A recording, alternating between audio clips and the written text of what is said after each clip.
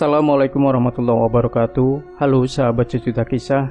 Semoga Anda masih selalu setia bersama kami, channel yang setiap hari selalu menyuguhkan cerita-cerita misteri menarik. Dan kali ini kami sudah menyiapkan sebuah kisah misteri yang berjudul Terekan Kedung Janin. Keinginan bapakmu itu baik, Nduk. Itu juga buat keselamatan dirimu dan keluarga. Bokngah dengan suara lembut mencoba memberi pengertian pada Warni, anak perempuannya yang baru saja membeli sebuah rumah bersama Rahmat suaminya. Meski tersirat kekecewaan, ia masih berusaha tenang menghadapi watak keras Warni yang menolak untuk membuat syukuran atas rumah baru dan sekaligus kehamilan pertamanya setelah 4 tahun menikah. Jangan kuno banget, Mak. Ini sudah zaman modern, sudah nggak ada acara-acara seperti itu. Aku tetap nggak mau syukuran. Warni masih tetap ngotot untuk tidak membuat acara apapun. Meski berkali-kali Mbokngah merayu dengan suara lembut, meyakinkan, mengingatkan akan adat ketimuran yang masih terjaga kuat dalam keluarganya. Tapi Warni bersikukuh pada pendiriannya. Sepincuk nasi putih apa nasi campur kulupan saja kamu berikan tetangga-tetangga barumu nggak apa-apa, War, karena kamu itu hidup bertempat di desa. Kali ini Pak Kasdi suami Mbokngah juga Bapak Warni ikut andil dan bicara. Ia baru saja muncul dari belakang bersama Rahmat suami Warni. Namun lagi-lagi ucapannya tak mampu menggoyahkan tameng baja kengeyelan Warni. Ia masih terus berpegang pada prinsip dan keyakinannya. Bahkan logika dan nyata adalah segalanya. Warni tak percaya dengan ritual apapun, entah dari adat istiadat, tradisi maupun dari keagamaan. Terlebih jika menyangkut hal-hal berbau mistis, gaib, Warni sangat-sangat mengingkari. Hal itu terjadi semenjak Warni menempuh pendidikan tinggi dari sebuah universitas tak begitu besar di sebuah kota. Walau tak semua, atau mungkin hanya beberapa saja, alumni dari universitas tersebut beranggapan sama dengan Warni. Tapi banyak yang menduga jika Warni sedikit banyak terdoktrin oleh pergaulannya selama kuliah di kampus itu.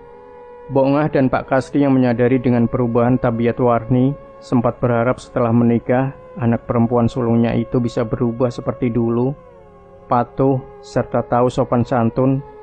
Tapi sayang, kini Warni malah terkesan lebih sadis dan keras kepala. Bahkan berharap Rahmat suaminya sendiri, sikapnya tak jauh beda. Sore itu perdebatan alot antara Warni dan kedua orang tuanya berakhir kemenangan untuk Warni. Pak Kasdi dan Bokngah menyerah. Mereka tak kuasa mendengar ucapan-ucapan kasar Warni, hingga akhirnya memilih untuk mengalah dan pulang dengan kekecewaan mendalam. Dik, apa nggak sebaiknya sekali ini kita ikuti saran bapak dan ibu? Ucap Rahmat setelah kepergian mertuanya. Alah mas, kok kamu malah ikut-ikutan? Jawab Warni ketus. Bukan begitu, Dek. Tadi aku sempat ngecek tanah dan rumah ini sampai belakang, dan bapak mengatakan kalau pekarangan belakang paling ujung ngeres. Rahmat kembali menjelaskan, berharap Warni bisa berubah pikiran. Tapi bukan sebuah jawaban mengenakan hati diterimanya, melainkan ejekan dan ledekan sengit yang keluar dari mulut Warni. Yang ngeres itu pikiran halumu dan bapak, mas. Aku tetap tidak akan mengadakan acara apapun. Buang-buang duit aja. Lagi-lagi Rahmat hanya bisa terdiam. Mengalah adalah satu-satunya cara baginya menghindari keributan dengan Warni. Sebab sudah 4 tahun dirinya berumah tangga, tak sekalipun bisa menentang jika Warni sudah bersikap batu. Dan akhirnya, sejak detik itu, hari itu, dimulainya kehidupan baru Rahmat bersama Warni dalam kemandirian atau di rumah sendiri. Menjadi titik awal sebuah tragedi memilukan, juga menakutkan bagi seluruh warga kampung, khususnya tetangga-tetangga terdekat Warni. Hari demi hari dilalui Rahmat dan Warni seperti biasa, normal layaknya orang lain. Meski dalam beberapa hal, khususnya cara bermasyarakat, keduanya sering menjadi gunjingan warga, terutama sikap Warni. Namun bagi Warni sendiri, bukanlah satu perkara penting untuk mengganggu aktivitasnya. Kehidupannya memang lebih mapan dibanding tetangga-tetangga terdekatnya. membuat matanya semakin memandang sebelah kepada mereka-mereka yang tak menyukainya. Memasuki bulan kedua, bertepatan dengan usia kandungannya yang ke-6, Warni mengajukan cuti dari tempatnya bekerja, menghabiskan waktu hanya di dalam dan sekitaran rumah tanpa mau bersosialisasi. Warni sendiri sangat menyayangi janin dalam rahimnya. Semua yang ia inginkan seperti umumnya wanita hamil untuk menyenangkan calon bayi selalu terpenuhi. Tapi satu hal Warni lupakan, jika dirinya hidup dalam lingkup sebuah kampung di mana adat istiadat dan pantangan, khususnya wanita hamil, masih dijaga erat. Seperti halnya sore itu, entah terdorong oleh apa, tiba-tiba saja Warni punya keinginan untuk berjalan-jalan ke belakang rumah, mengabaikan waktu surup yang dipantang umumnya warga, tapi tidak baginya. Tak ada apapun saat ia sampai di pekarangan belakang, hanya hamparan lahan kosong miliknya, berbatasan langsung dengan rumpunan bambu-bambu bergerumbul milik warga sekitar. Nyanyian lirih dari bibir Warni mengiringi langkahnya, mengitari sungai kecil sebagai ambang batas. Sekaligus digunakan jalan air dari dapur dan sumur, tempatnya juga tetangga kanan kiri. Suara serangga kecil menjadi teman bagi Warni saat itu. Sebelum satu sosok lelaki tua bercaping khas petani datang dari pekarangan sisi kanan menghampiri dirinya. Ada kesan heran dari raut wajah lelaki tua itu ketika melihat Warni berjalan sendirian di waktu petang dengan kondisi perut membuncit. Apalagi tempat yang tengah Warni kitari adalah sebuah tempat diyakini paling wingi di antara tempat-tempat sebelahnya. Kok berani sekali, Nduk, kamu berjalan ke sini di waktu petang, apalagi sedang hamil. Tak ada sahutan, Warni hanya terdiam menatap sinis lelaki tua yang ada di hadapannya. Pekaranganmu ini gak bisa untuk sembarangan. Banyak barang halus yang menempel di situ dari zaman dulu. Sambung lelaki tua itu, masih berusaha memberi penjelasan pada Warni. Barang halus apa, Mbah? Orang gak ada apa-apa gini kok. Tahayul itu, Mbah. Terperanjat lelaki tua itu mendengar ucapan Warni. Tak menduga bila wanita cantik di depannya begitu enteng berucap, tak mempercayai dengan hal-hal gaib. Jangan kamu remehkan, Duk. Bisa jadi malapetaka. Lelembut itu ada, walau tak bisa dilihat jika tidak pas kebetulan atau memakai mata batin. Lelaki tua itu masih berusaha sabar, mengingatkan kembali dengan suara pelan. Sayang anggapan Warni tidak berubah. Ia tetap mencibir dan tak percaya tentang semua ucapan Mbah Sarji. Lelaki yang disepuhkan kampung Waru, tempat Warni tinggal. Beberapa saat kemudian, Warni berlalu dengan gumaman tak jelas. Melangkah pelan namun tak melewati jalan awal ia masuk. Ada siratan aneh dari pancaran mata Mbah Sarji. Melihat Warni memilih melompati sungai kecil daripada melalui jembatan papan pendek yang pertama dilewatinya. Astaga, terlalu berani benar. Tak punya adab. Larangan apapun berani melanggar, gumam Mbah Sarji sambil mengelus dadanya. Hari semakin petang. Sembribit angin mulai terasa dingin menerpa kulit hitam Mbah Sarji. Ia masih berdiri terpaku, menatap punggung Warni yang tak lama menghilang di balik tembok dapur. Antara sengaja dan tidak, tiba-tiba saja mata Mbah Sarji mengarah pada lahan kosong di depannya.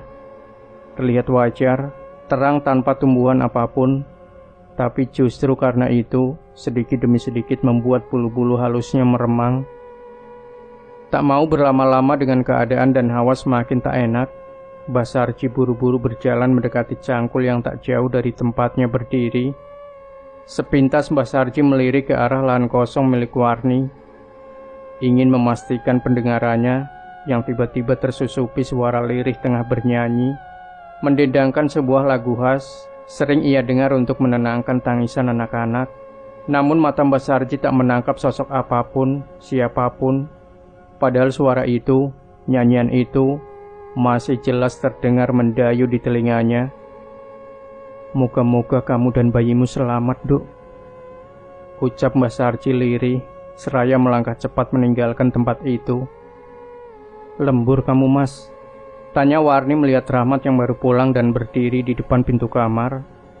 Aneh, biasanya Rahmat akan langsung menyahut ucapan Warni, tapi kali ini Rahmat hanya terdiam di depan pintu tak menjawab, seperti ada sesuatu yang menahan langkah dan lidahnya.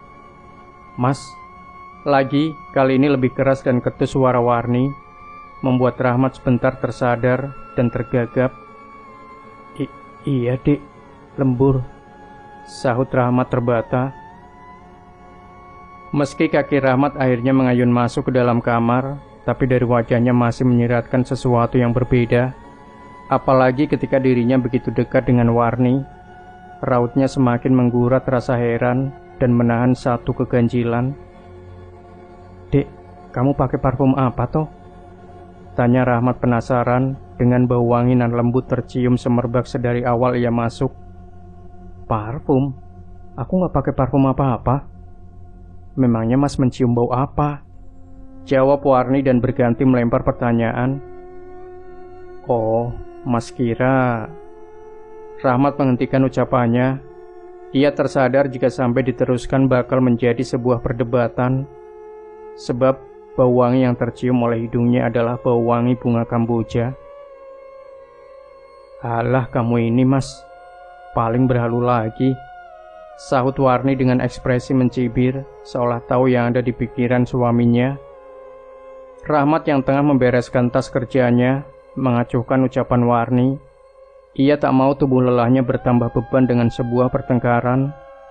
Walau dalam hati ia masih memikirkan wangi bunga kamboja yang semakin tajam tercium. Lama dan terus saja bau itu mengganggu penciuman Rahmat, sampai akhirnya menghilangkan ketika ia membaringkan tubuh dan beristirahat.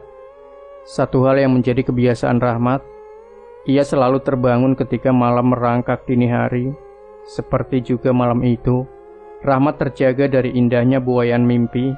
Sebentar Rahmat mengumpulkan kesadarannya, kemudian melirik ke arah Warni yang masih pulas terpejam di sampingnya, lalu mengalihkan pandangan pada jam dinding bulat tertempel di atas pintu kamarnya. Pukul 1 lebih Rahmat melihat waktu saat itu. Tak beda jauh dengan waktu-waktu saat ia terbangun di malam sebelumnya. Namun entah mengapa, malam itu ia seperti enggan turun dari ranjang, seolah ada sesuatu yang menahan tubuhnya beranjak dari kamar. Tapi demi hajat yang tak tertahankan lagi, Rahmat terpaksa bangkit dan melangkah menuju kamar mandi. Sunyi dan hening dirasa Rahmat saat itu. Hanya suara serangga kecil dari luar dan kebiuran air ditumpahkannya dari gayung mewarnai akhir hajat rutinnya. Tapi setelahnya, di saat dirinya akan kembali ke kamar, satu kejanggalan ia temukan. Rahmat terkejut, kaget dan tertegun. Tersisip rasa curiga melihat pintu dapur yang menghubungkan langsung dengan pekarangan belakang terbuka lebar. Matanya spontan mengedar ke sekeliling dapur dan ruang makan, mencari-cari satu sangkaan yang membersih dalam benak jika seseorang telah masuk rumahnya tanpa izin. Akan tetapi, setelah beberapa saat Rahmat mencari dan tak menemukan tanda-tanda apapun, ia melangkah mendekati pintu, berniat menutupnya kembali. Namun, baru saja tangannya menyentuh hendak menarik gagang kayu yang menempel sebagai handle.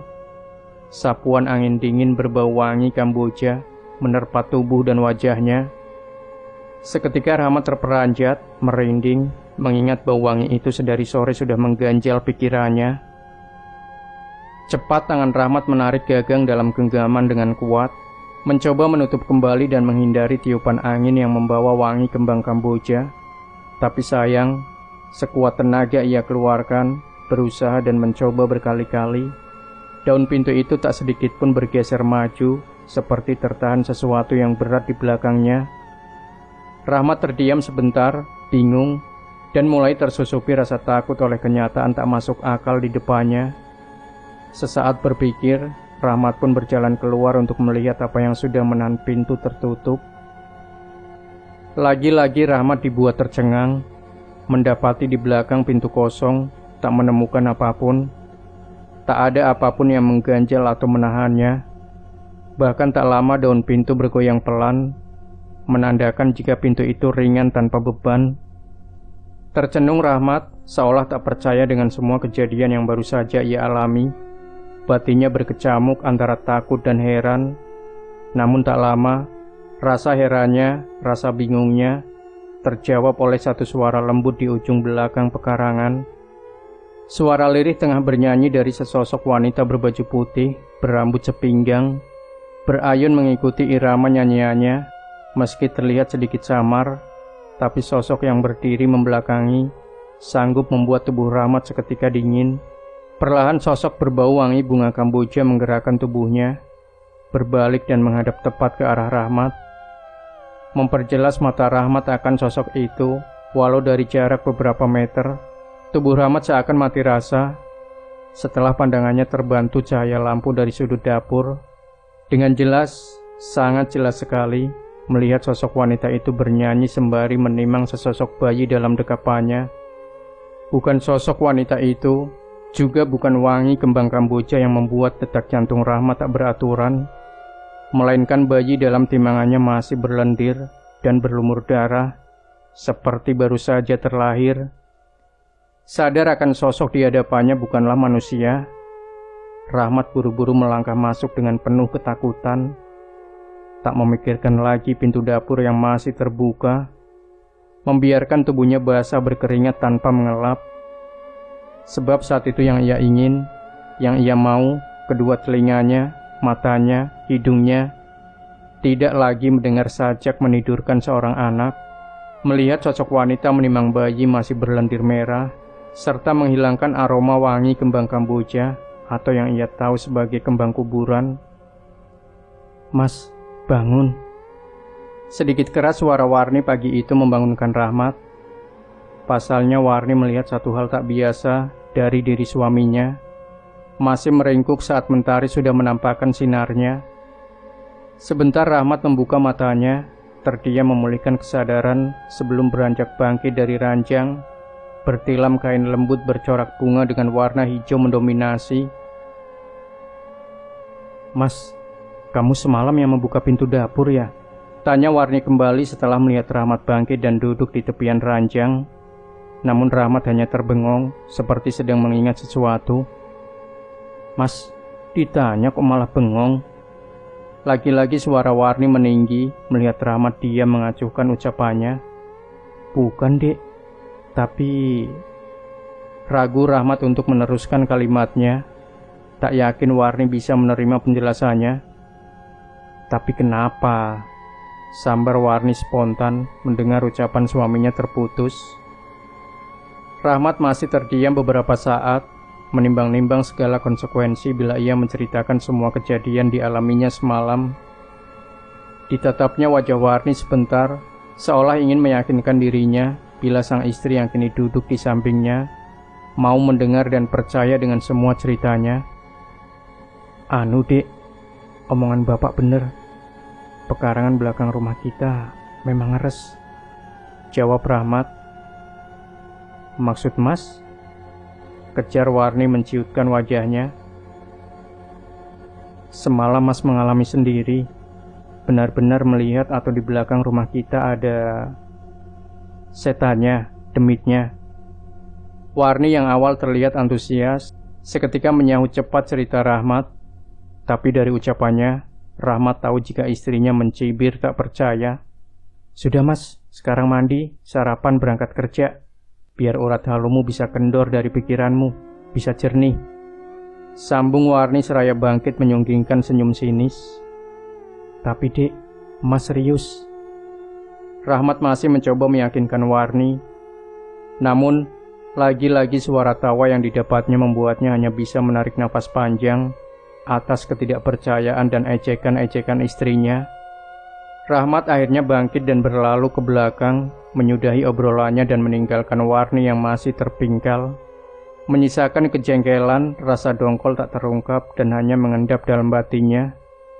Selesai membersihkan tubuh serta memindahkan sepiring nasi goreng ke dalam perutnya, Rahmat berangkat menjalankan kewajibannya sebagai khalifah dalam rumah tangga, melupakan sejenak rasa takut, was-was dan emosi yang tertahan.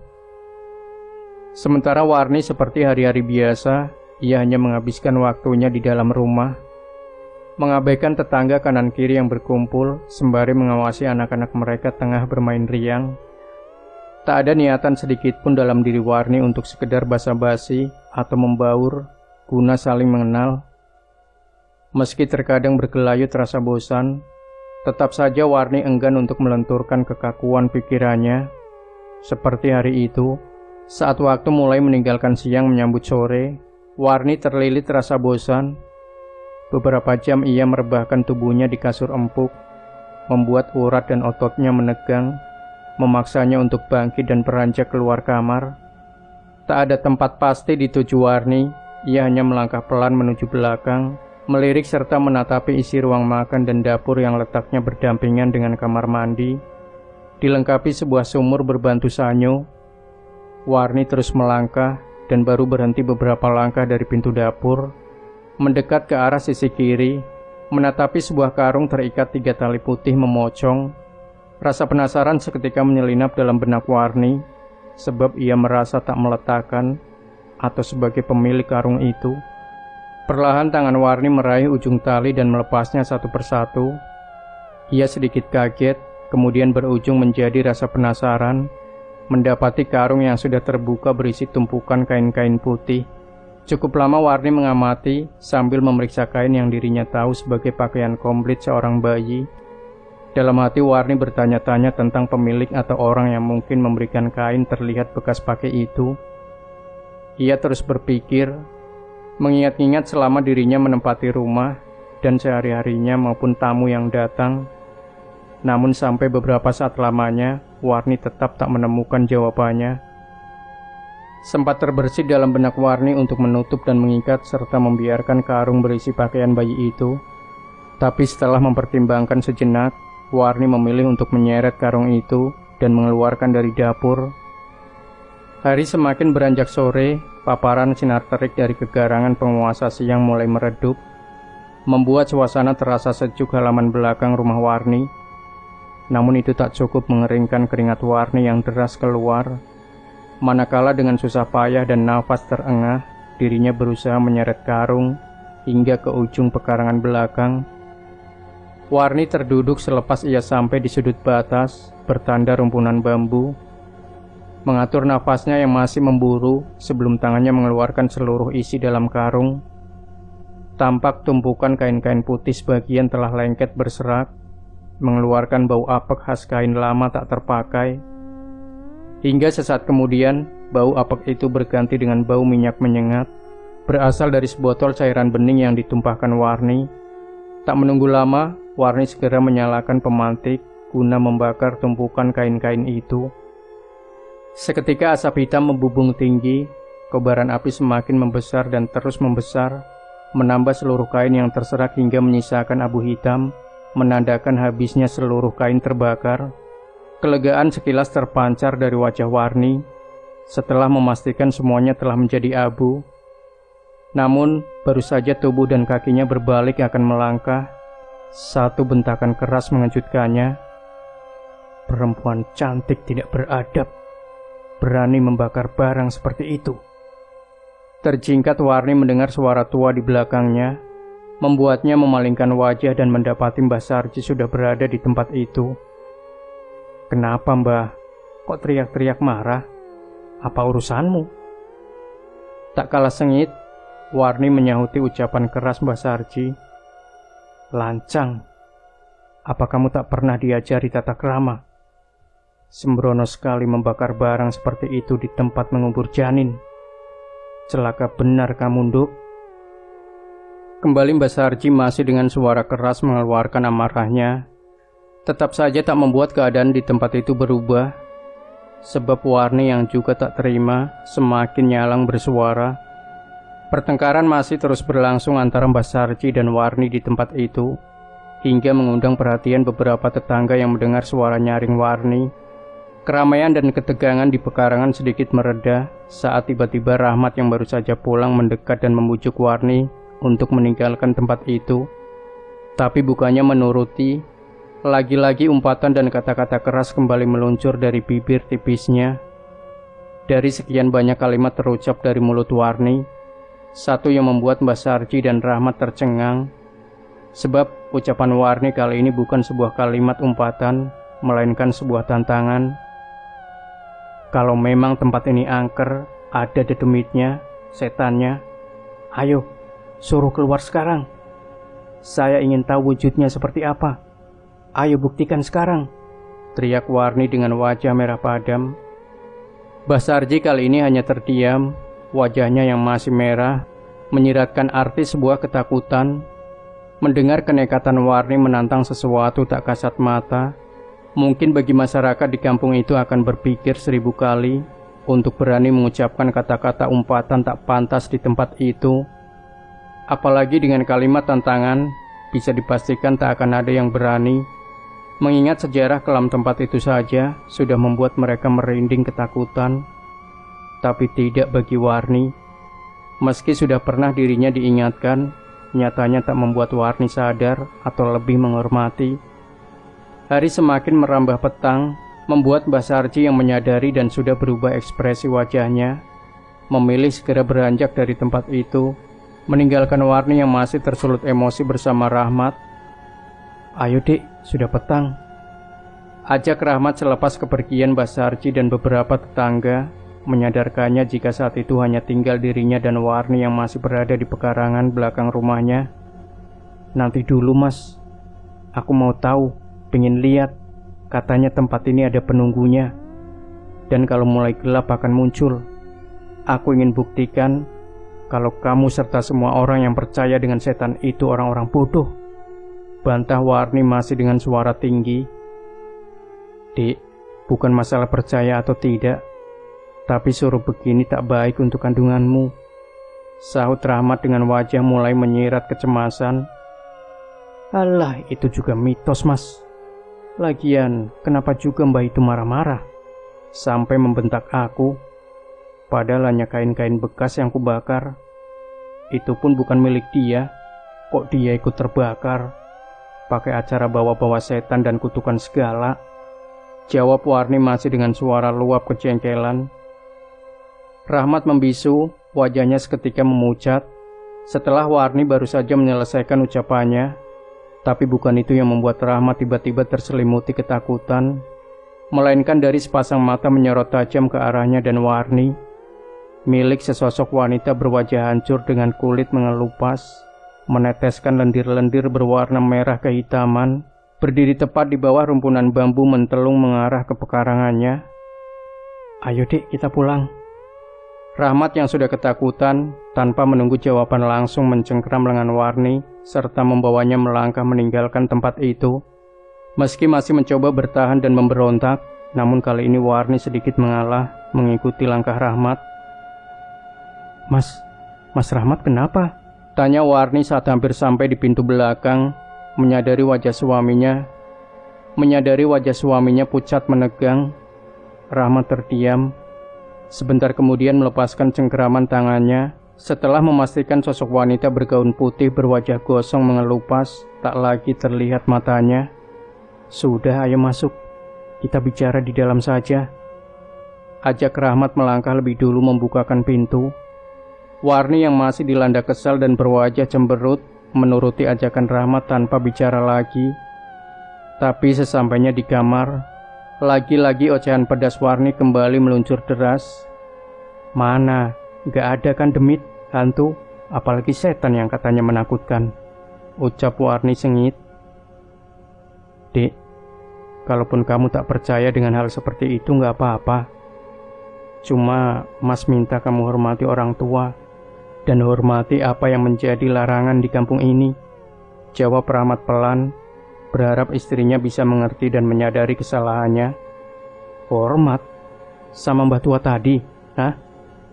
Asal mas tahu ya, saya akan menghormati dia kalau dia sendiri menghormati dan gak mencampuri urusan orang lain, sahut Warni dengan ketus.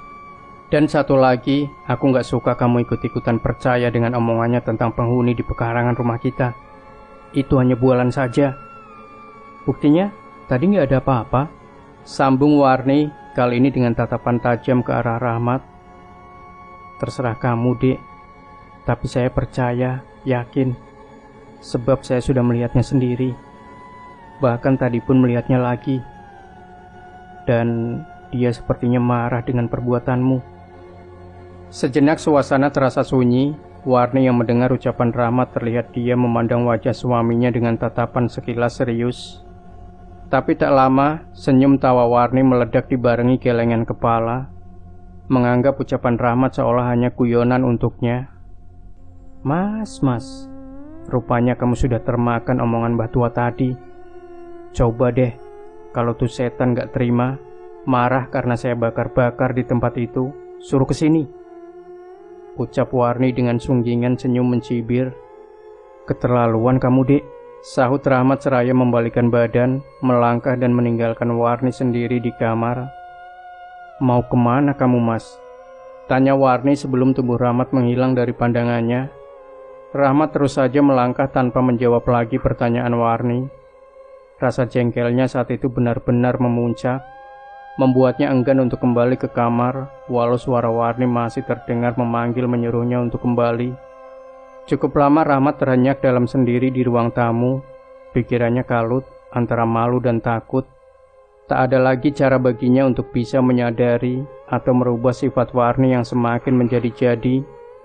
Ia hanya mampu berpasrah diri tanpa tahu harus berbuat apa, sebab hampir segala cara dirinya lakukan. Tetap saja Warni tak kunjung merubah sikapnya. Kesendirian Rahmat sedikit terganggu kala suara langkah kaki mengusik rongga telinganya. Saat itu Rahmat masih berpikir positif. Ia menyangka jika langkah kaki itu adalah langkah kaki tetangga. Namun tak lama, firasatnya berubah. Mendapati derap langkah semakin ramai seperti berlari mengitari di luar rumah.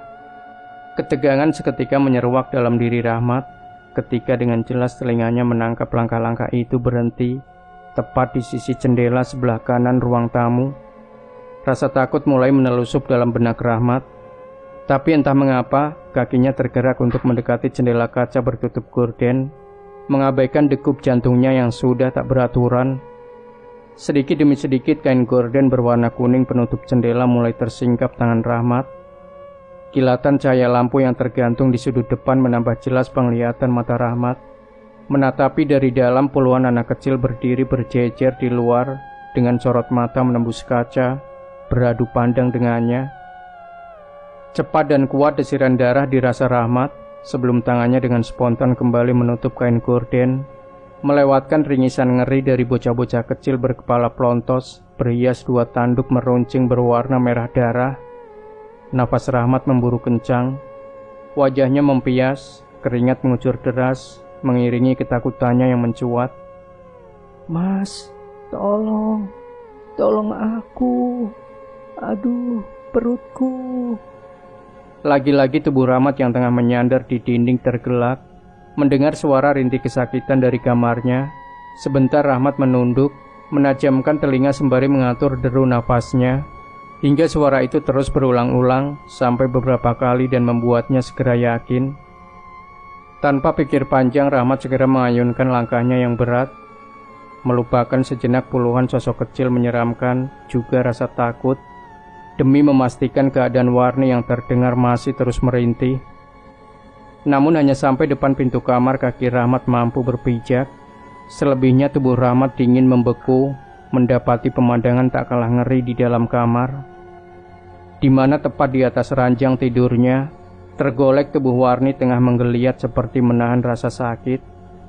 Tapi bukan itu yang membuat jiwa Rahmat terguncang, melainkan beberapa sosok anak kecil dan sesosok wanita bergaun putih panjang berada di sebelah kanan kiri Warni. Kengerian bukan saja dilihat Rahmat dari wujud menyeramkan mereka, namun lebih kepada apa yang sedang mereka lakukan. Darah 4 sosok anak kecil penuh lendir dan sosok wanita berkulit mengelupas itu, Rahmat saksikan dengan jelas, tengah menjilati darah yang mengalir dari kedua kaki Warni. Dek. Tanpa sadar bibir Rahmat berucap memanggil, membuat sosok-sosok itu berhenti menikmati tetesan darah dari kaki Warni dan beralih menatap dirinya dengan sorot mata tajam, bersama senyuman sinis keluar dari sudut bibir mereka yang berlumuran darah. Sedang Warni masih terus merintih dan merintih menahan rasa sakit mendera perutnya. Tanpa menyadari, serta melihat 4 sosok anak kecil di sisi kanan kiri bersama 1 sosok wanita berwajah lembek, menebar bau anyir menyengat, dengan rambut panjangnya dibiarkan terjuntai hingga menyentuh lantai kamar.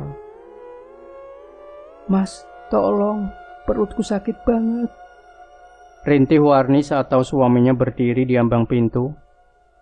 Rahmat yang masih gemetar hanya diam, ketakutan masih bergelayut kuat melihat 4 sosok anak kecil dan sesosok wanita yang sudah dilihatnya 3 kali kembali mengalihkan perhatian pada tetesan darah di kaki Warni. Beberapa saat lamanya Rahmat menyaksikan kengerian itu, menatap lidah-lidah kecil nan panjang menyapu lutut istrinya. Rahmat tak kuat lagi. Ia tak tahan mendengar rengek rintih kesakitan Warni, hingga akhirnya ia menguatkan diri untuk beranjak dari dalam rumahnya. Setengah berlari Rahmat menembus gelap malam, menyusuri jalanan kampung tanpa tahu tujuan pasti. Sepi sunyi sepanjang ia melewati rumah-rumah warga dan beberapa simpang. Sampai di sebuah simpang 3 di jalan paling kecil, wajah Rahmat sebentar terlihat mengulas harapan. Melihat sebuah rumah sedikit di ujung jalan mengarah ke area persawahan, tampak terang dengan beberapa lelaki duduk di teras depan. Ayunan langkahnya semakin cepat dan kencang. Tak peduli dengan rasa lelah, linu juga nafas yang sudah tersengal untuk bisa segera sampai di rumah sebelum dirinya tahu pemiliknya. 3 lelaki 45-an dan seorang lelaki tua seketika berdiri terheran akan kedatangan Rahmat berwajah pucat penuh ketakutan. Sejenak mereka memberi kesempatan Rahmat mengatur nafas sebelum menceritakan penyebab dirinya datang penuh kecemasan. Ketiga lelaki terlihat hanya manggut-manggut, mendengarkan seksama semua cerita Rahmat, tapi tidak dengan lelaki tua berkopiah lusuh yang duduk di kursi paling sudut. Wajahnya saat itu terlihat datar menanggapi cerita Rahmat, hingga sampai di akhir titik cerita Rahmat, barulah wajah keriputnya menggurat ketegangan. "Istrimu itu bukan sakit biasa. Itu karena sudah terlalu berani dengan makhluk tak kasat mata yang menempati lebih dulu di halaman belakang rumahmu." Terhenyak 3 lelaki di sisi kanan kiri Rahmat mendengar ucapan singkat dari lelaki tua yang tak lain Mbah Sarji. Mereka tak mengira jika cerita dan permohonan Rahmat untuk meminta bantuan berkaitan dengan tempat yang mereka tahu sebagai tempat paling ngeres di kampung itu. Rahmat sendiri langsung menundukkan wajah mendengar sautan dingin Mbah Sarji. Mengingat perlakuan dan kata-kata Warni pada Mbah Sarji sore tadi membuatnya merasa malu. "Sudah, ayo berangkat tolong istrimu. Tidak perlu manggil bidan atau dokter, percuma," ajak Mbah Sarji seolah tahu pikiran dan perasaan Rahmat. 3 kendaraan roda 2 sedikit tua saat itu juga melaju beriringan ke rumah Rahmat. Tak sampai 15 menit, mereka tiba di halaman dan langsung merangsek ke dalam, menyusul Rahmat yang lebih dulu masuk.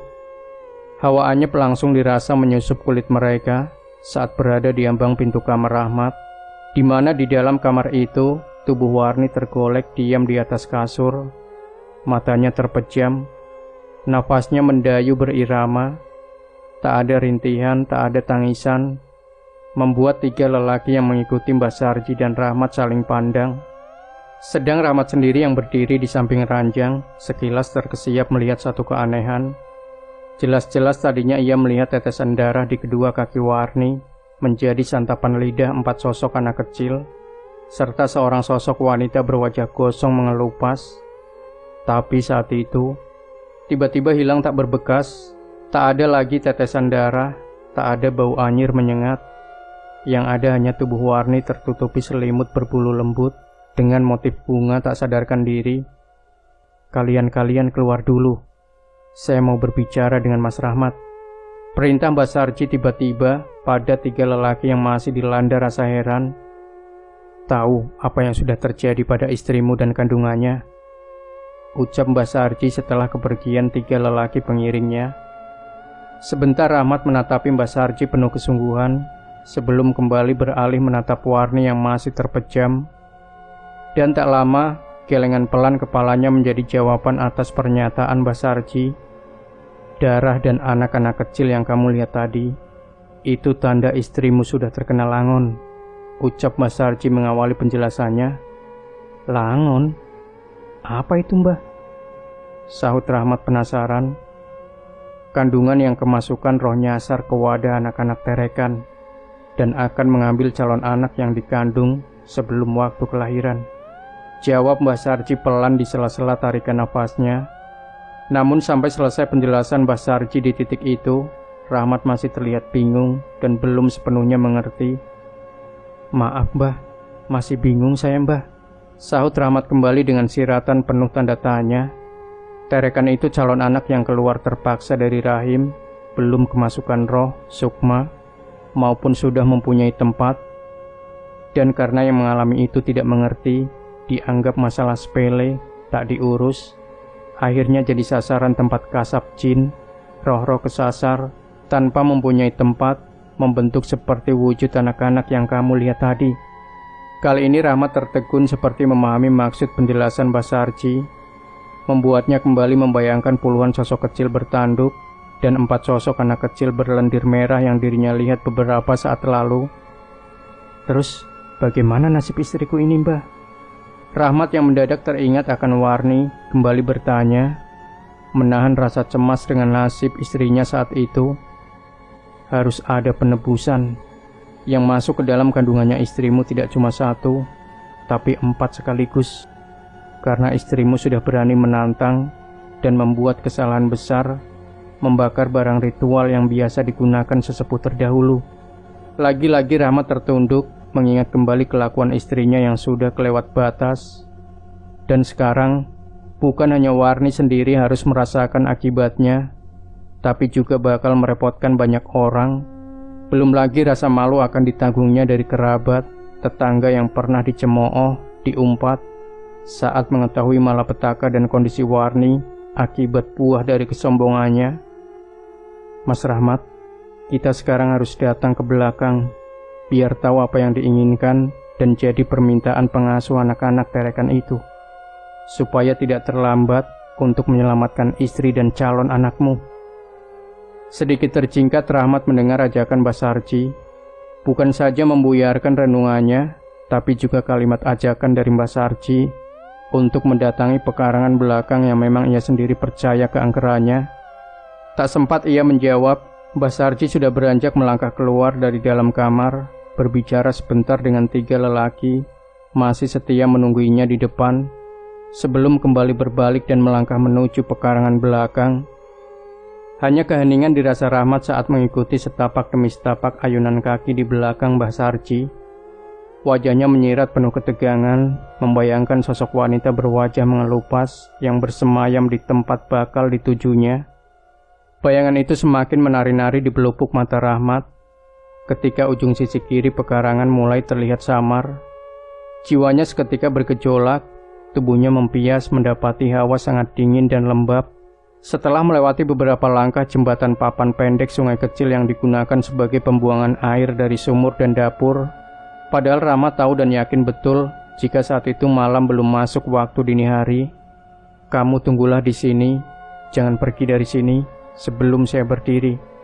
Satu lagi, jangan kamu hiraukan apapun yang terlihat di depan matamu," pesan Mbah Sarji lirih saat menghentikan langkahnya dan hanya tinggal berjarak beberapa depa dari rumpunan bambu. Rahmat mengangguk, meski dirinya tak mengerti dengan apa yang akan dilakukan Mbah Sarji. Ia baru tahu setelah tak lama Mbah Sarji duduk bersila bergumam pelan, melafalkan kalimat-kalimat berbahasa Jawa kuno, tepat di depan kubangan abu hitam tempat Warni membakar tumpukan pakaian bayi. Beberapa detik, beberapa menit dilalui Rahmat dalam gungkungan rasa tercekam. Posisinya yang berdiri di belakang Mbah Sarji sesaat bergeser menyamping, menghindari sapuan angin datang tiba-tiba, membuat abu-abu hitam bekas terbakarnya kain berterbangan memutar. Tetapi di saat bersamaan, Rahmat terjingkat tercekat kuat, manakala di sisinya, di belakangnya terdengar suara lirih nan riuh tawa layaknya anak-anak kecil bersahutan. Belum sempat Rahmat memalingkan wajah, lagi-lagi satu hembusan angin beraroma wangi bunga kamboja menerpanya, membuat matanya terpejam sebentar sebelum kembali terbuka, mendapati sesosok wanita bergaun putih panjang sudah berdiri di hadapannya. Tak ada lagi yang bisa diperbuat Rahmat saat itu. Ingin rasanya ia lari meninggalkan tempat itu, namun kakinya seolah terpaku berat tanpa bisa dirinya gerakan. Detik selanjutnya, Rahmat benar-benar merasakan arti dari puncak sebuah ketakutan. Ia tak lagi merasakan desiran darah mengalir dari tubuhnya, tak lagi merasakan detak jantungnya, seolah semua lenyap, sirna, terhempas ke dalam suasana yang baru sekali ia alami dalam hidupnya. Ketakutan Rahmat tak terjeda sedikit pun, bahkan tanpa sadar tubuhnya sudah terduduk di belakang Basarji, membuat matanya semakin jelas menatapi bocah-bocah kecil berkain sewek tertawa riang sambil mengitari dirinya dan Basarji. Rahmat mencoba untuk memejamkan matanya menghindari tatapan nyalang dari sosok wanita berkulit mengelupas dan berlendir. Namun sayang, kelopak matanya dirasa seperti anggota tubuh lainnya, kaku dan berat, membuatnya mau tak mau harus terus melihat kengerian dari semua makhluk yang ada di tempat itu hingga beberapa lamanya. Plak. Satu kelegaan sebentar menggurat di wajah Rahmat ketika sebuah tamparan sedikit keras dari Mas Sarji mendarat di keningnya. Sebab di saat bersamaan, mata Rahmat tak lagi melihat sosok mengerikan dari bocah-bocah kecil maupun wanita berkulit mengelupas. Sudah selesai, ayo pulang.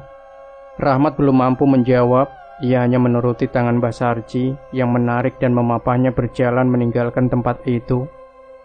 Baru setelah sampai di dalam rumah dan menghabiskan segelas air putih pemberian Basarji, sedikit demi sedikit kesadaran Rahmat pulih sedia kala. Lumayan kuat mentalmu, Mas Rahmat. Bisa tidak pingsan dikerumuni makhluk halus seperti itu tadi, ucap Basarji di sela-sela hempasan asap rokok kretek yang baru dinyalakan dan terselip di bibir coklatnya. Terus, bagaimana istri serta kandungannya, Mbah? Tanya Rahmat, tersadar akan tujuan utama dirinya mengikuti Mbah Sarji. Syaratnya sedikit berat, Mas.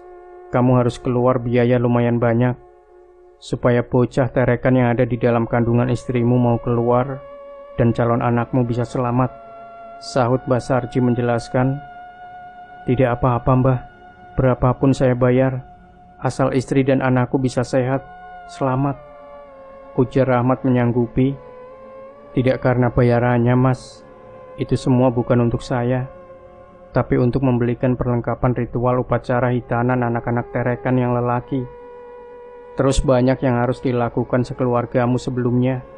Kamu sekeluarga harus membuat syukuran, memakai cara adat kampung sini, karena rumah sekaligus tanah pekarangan ini dulu bukan tempat biasa.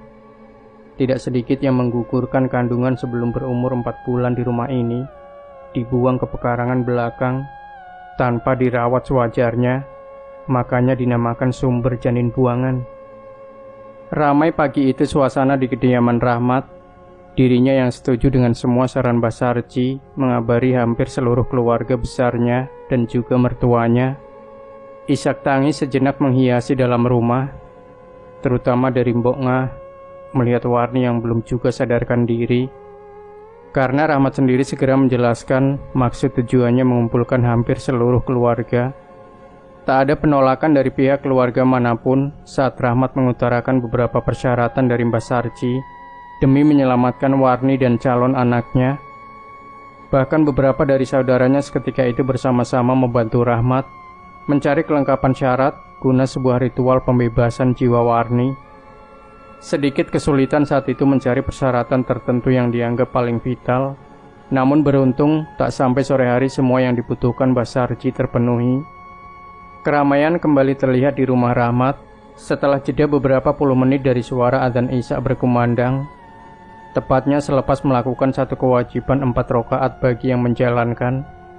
Tak lama kemudian, lantunan bait-bait kalimat suci terdengar bergemuruh di dalam rumah Rahmat, yang dibaca dari beberapa puluh lelaki tua dan muda dengan dipimpin seorang lelaki setengah baya bersorban. Tenang meneduhkan suasana saat itu dalam rumah Rahmat. Namun hal sebaliknya justru terjadi di dalam sebuah kamar, di mana di atas ranjang bertilam kain lembut, sebujur tubuh Warni masih tergolek dan terpejam. Tak jauh dari ranjang, atau tepatnya di sisi sebelah kiri, seorang lelaki tua berkopiah lusuh tampak tengah duduk bersila menghadap 4 mangkok berisi bubur warna-warni, juga 4 buah kelapa hijau yang sudah terbuka di bagian atas. Bukan hanya itu, 4 butir telur juga terlihat menghias di tengah lingkaran aneka makanan tradisional yang disusun memutar, berlaman masing-masing selembar kain putih. Sedang di ujung ranjang, di kolong bawah selonjoran kaki Warni, teronggok cawan besar berisi darah merah kehitaman mengental dari seekor kambing berbulu hitam yang menjadi salah satu sarana bagi Mbah Sarji.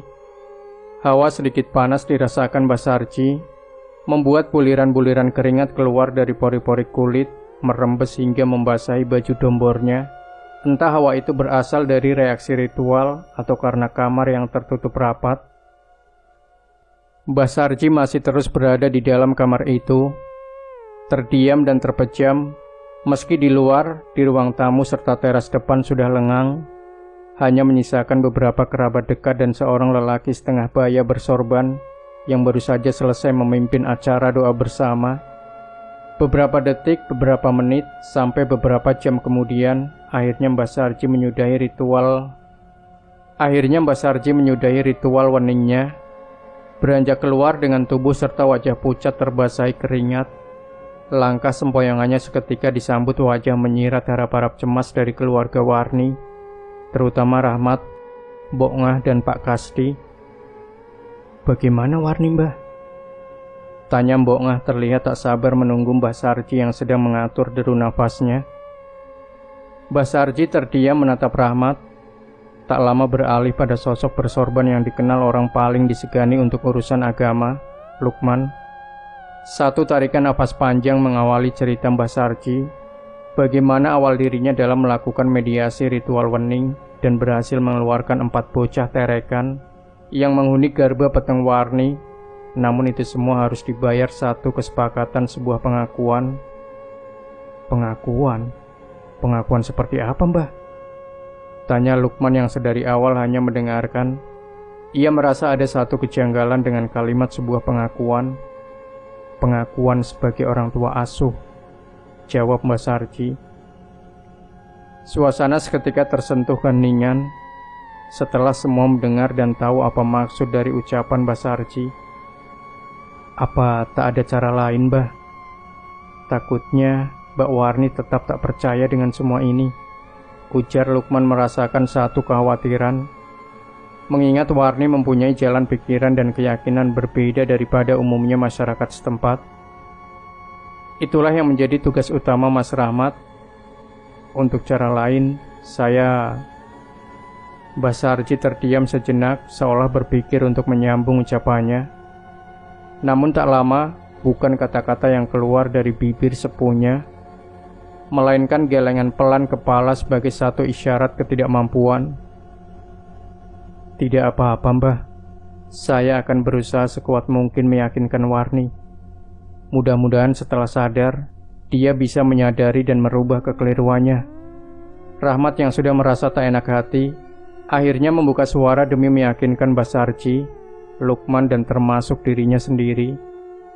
Malam itu, setelah semuanya tak lagi bisa mencari cara lain, akhirnya menyepakati cara yang diambil Mbah Sarji, tak terkecuali Ustadz Lukman. Dirinya yang menjadi salah satu sesepuh di bidang agama, ikut menyanggupi membantu dengan lantunan doa-doa dan ayat-ayat suci Al-Quran selama 3 hari berturut-turut, dengan harapan Warni bisa segera tersadar dari semuanya. Namun, lagi-lagi satu masalah kembali muncul. Ketika pagi hari, tepatnya saat Warni sadar dari pingsannya, ia terlihat bingung akan keadaan dirinya dan sekeliling kamarnya, di mana bau wangi kembang setaman pertama kali membaui hidungnya, menyusup dan tercium lembut dari arah bawah ranjang. Tubuhnya yang masih lemah, ia paksa bangkit demi memastikan isi dalam ruang kamar yang semakin terlihat janggal olehnya. Matanya mengedar, menatapi tiap-tiap sudut penuh seksama, hingga sampai pada satu titik di bawah, di samping ranjang sisi sebelah kiri. Wajah Warni menciut, dan sebentar kemudian berubah merah, demi melihat 4 buah mangkok berisi bubur berwarna putih dan kecoklatan. Tak hanya itu, Warni benar-benar tercenguk menahan marah, melihat semua isi ruang kamar dipenuhi kelengkapan sebuah ritual yang digunakan Mbah Sarji. Ia tersadar akan suatu perkara dari barang di sekelilingnya, teramat ia ingkari. kini nyata ada dalam kamarnya, membuat tubuhnya seketika terbangun dan segera melangkah keluar. Mas Rahmat, teriak Warni yang baru menapak di lantai luar kamar. Seraut wajah sumringah tak lama muncul dari ruang dapur, menjadikan Warni semakin terheran. Sebab wajah itu bukan milik Rahmat, melainkan wajah Mbok Ngah, ibu Warni sendiri. Ibu? Kok ibu ada di sini? Tanya Warni dengan wajah menciut. Alhamdulillah, kamu sudah siuman, Dok. Sahut Mbok Ngah bukan menjawab pertanyaan Warni, tapi lebih kepada mengekspresikan kebahagiaannya melihat Warni yang sudah sadar. Siuman? Apa maksud ibu? Dan apa sebenarnya yang terjadi, Bu? Kembali Warni bertanya penuh kebingungan, melihat ibunya terlihat begitu bahagia pagi itu. Kamu dari kemarin pingsan, makanya ibu ada di sini sama bapak. Jawab Mbok Ngah sembari menuntun Warni duduk di ambal ruang keluarga. Warni hanya terdiam setelah menselonjorkan kedua kakinya di ambal berbulu halus. Namun dari raut wajahnya, ia seperti terkejut mendengar sedikit penjelasan ibunya. Baru saja Warni ingin membuka mulut dan bertanya kembali. Tiba-tiba ia dikejutkan oleh kemunculan 3 lelaki dari arah ruang tamu. Kedua bola mata Warni spontan melotot tajam demi melihat satu sosok di antara suami dan bapaknya, menunjukkan satu ekspresi ketidaksenangan dan kemarahan pada sosok lelaki itu. Mau ngapain orang tua itu di sini? Ucap Warni sengit, ditujukan pada sosok lelaki tua di samping Pak Kasdi yang tak lain adalah Mbak Sarji. Warni, jaga sedikit omonganmu. Beliau Mbak Sarji yang sudah ikut andil menyelamatkanmu. Sahut Pak Kasdi dengan tegas sedikit tertahan mendengar ucapan putrinya dirasa tak sopan pada Mbak Sarji. Sudah Pak, tidak apa-apa. Ucap Mbak Sarji seperti tak enak sendiri melihat suasana yang berubah canggung. Tolong Mas Rahmat, bantu saya membereskan perlengkapan yang ada di dalam kamar. Sambung Mbak Sarji meminta Rahmat yang terdiam untuk membantunya. Baik Mbah, sahut Rahmat seraya melangkah masuk terlebih dulu ke dalam kamar miliknya, kemudian disusul Mbak Sarji. Sedang Warni, ia hanya tertunduk setelah mendengar ucapan bapaknya. Dirinya hanya terdiam tak menolak atau melarang Mbak Sarji yang masuk ke dalam kamar bersama suaminya. Tapi dalam diamnya, Warni sesekali melirik dengan sorot sinis penuh kebencian. Duk, sekali ini saja ibu harap kamu mau menuruti dan mengerti. Perkara yang kamu hadapi sekarang ini bukanlah masalah sepele. Ini menyangkut keselamatanmu dan juga bayi dalam kandunganmu. Ucap Mbok Ngah memecah perasaan canggung antara Warni dan Pak Kasdi yang masih sama-sama tercenung. Tak ada sautan, Warni masih tertunduk meski ia mendengar penuturan ibunya. Entah apa yang ada dalam pikirannya saat itu, hingga membuatnya sama sekali tak menyauti perkataan Mbok Ngah yang terus berucap memberi nasihat dengan lembut. Mbok Ngah baru berhenti berkata ketika Rahmat dan Mbak Sarji keluar dari kamar, ikut mendengarkan sebentar pesan-pesan dari Mbak Sarji, dan melihat tangan sosok tua itu memberikan 2 botol air bening kepada Rahmat. Sebelum airnya sosok Mbak Sarji berpamitan, Dek, ini kamu minum separuh, dan separuhnya lagi kamu usapkan pada kandunganmu. Pinta Rahmat kembali menyodorkan salah satu botol berisi air sepeninggalan Mbak Sarji. Untuk apa Mas? Dan ini air apa? Jawab Warni sambil menerima botol berukuran sedang dari tangan suaminya. Ini air sudah didoakan oleh Pak Lukman untuk memagari kamu dan bayi dalam kandunganmu. Jawab Rahmat.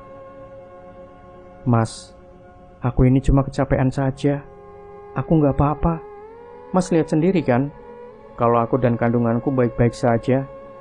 Mending Mas Rahmat panggilin bidan atau dokter kandungan saja deh, daripada harus percaya dengan yang beginian, apalagi sama Pak tua tadi.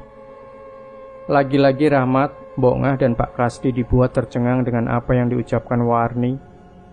Mereka terlihat saling pandang, tak menduga jika Warni belum juga tersadar setelah pingsan begitu lama akibat perbuatannya sendiri.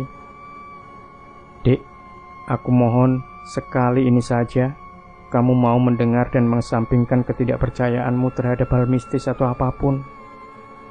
Ini kamu anggap saja air biasa dari seorang ustadz. Ucap Rahmat pelan dan berharap Warni mau berubah pikiran. Mas, mendingan kamu antar saya ke bidan atau dokter sekarang. Biar sekalian tahu jenis kelamin anak kita. Bukan malah menyuruh saya buat minum dan percaya dengan akal-akalan orang-orang itu. Sedikit tersenyum kali ini Warni menyahut ucapan Rahmat, namun senyum sebuah cibiran. Warni, kamu benar-benar kelewatan. Seharusnya kamu berterima kasih dengan Mbah Sarji dan Ustadz Lukman, bukan malah menyebut mereka seperti itu. Tegas, lagi-lagi ucapan Pak Kasdi yang sudah mulai geram dengan semua ucapan dan anggapan Warni. Bisa saja kan Pak, ini akal-akalannya Mbah Sarji yang masih tak terima dengan ucapan saya tempo hari. Malah saya merasa jika saya pingsan karena kecapean gara-gara adu mulut sama dia. Sanggah Warni juga dengan suara yang mulai meninggi.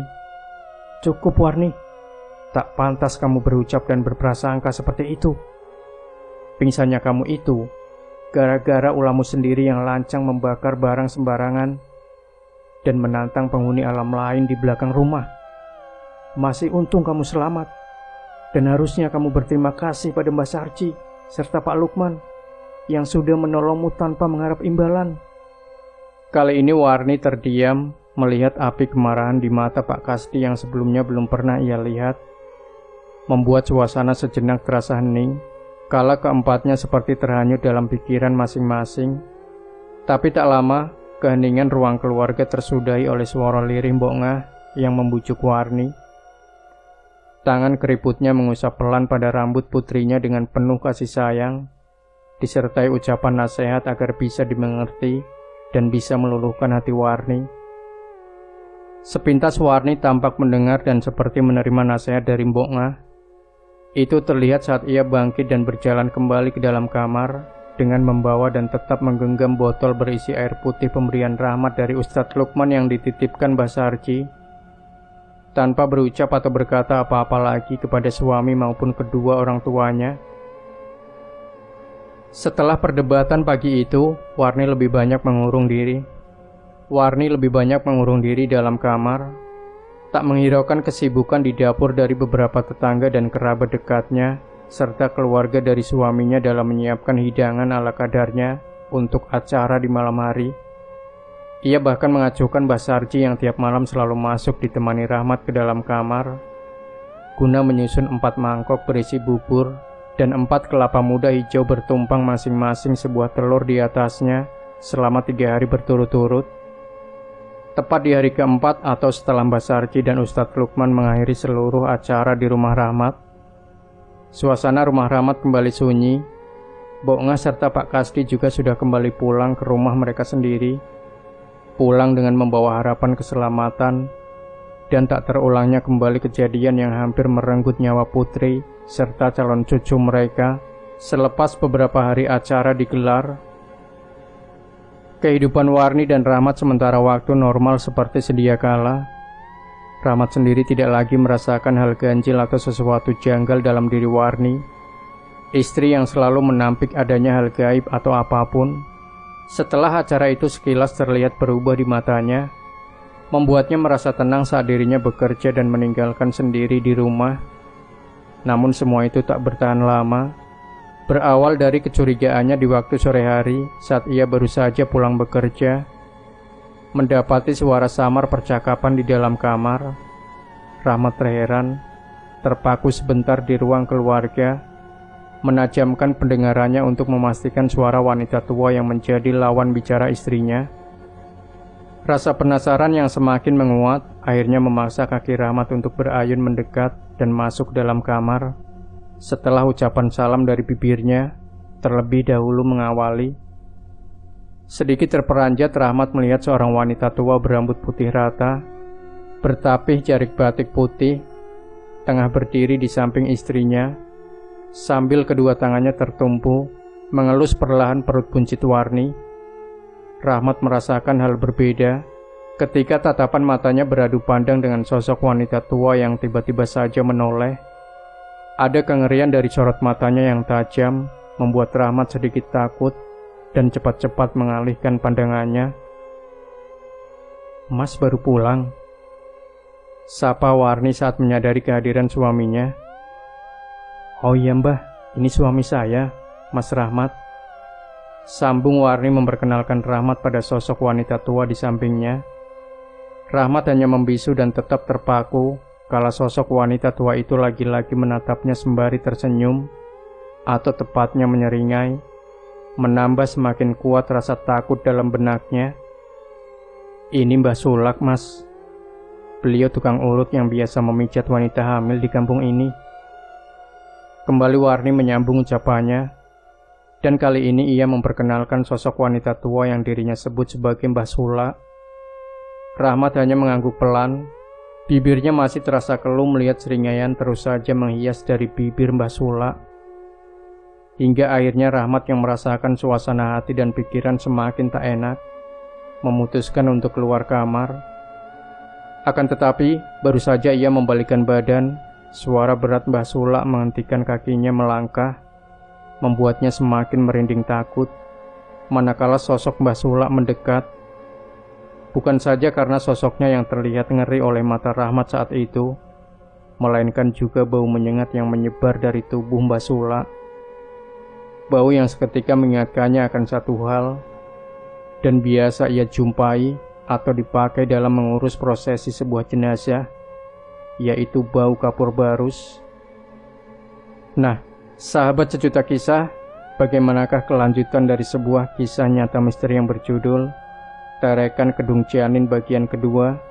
Pastikan Anda tidak melewatkan, dan jangan lupa berikan komentar Anda, like, share video ini, subscribe channel Sejuta Kisah. Nantikan kembali cerita-cerita misteri terbaru dari kami. Wassalamualaikum warahmatullahi wabarakatuh.